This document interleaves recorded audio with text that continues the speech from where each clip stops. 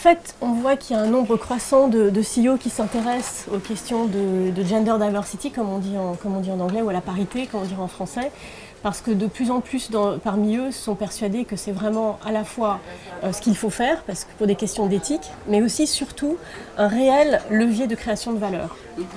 Or, sur les dernières années, on voit quand même un nombre croissant d'entreprises qui mettent en place des actions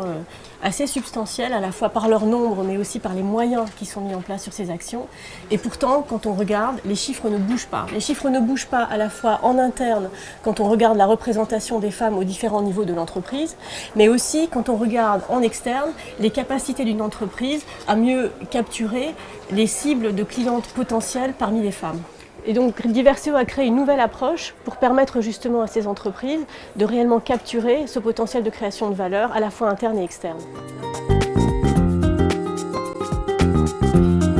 Ce qu'on a pu voir, c'est que la plupart des personnes, et c'est d'ailleurs l'étude que nous venons de publier chez Diverseo, la plupart des personnes, en général, sur la parité, pensent que les hommes et les femmes, par exemple, sont d'aussi bons leaders les uns que les autres.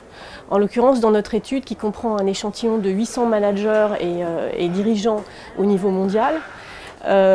montre que pour 70% d'entre eux, les hommes et les femmes sont des leaders aussi efficaces les uns que les autres. Par contre, quand on regarde au niveau inconscient ou au niveau automatique, on a développé un algorithme assez sophistiqué justement pour mesurer ces associations automatiques ou ces associations inconscientes. Là, on va commencer à avoir une image qui est assez différente. En fait, pour ces personnes, ils vont avoir tendance à beaucoup plus facilement associer un homme tout à fait ordinaire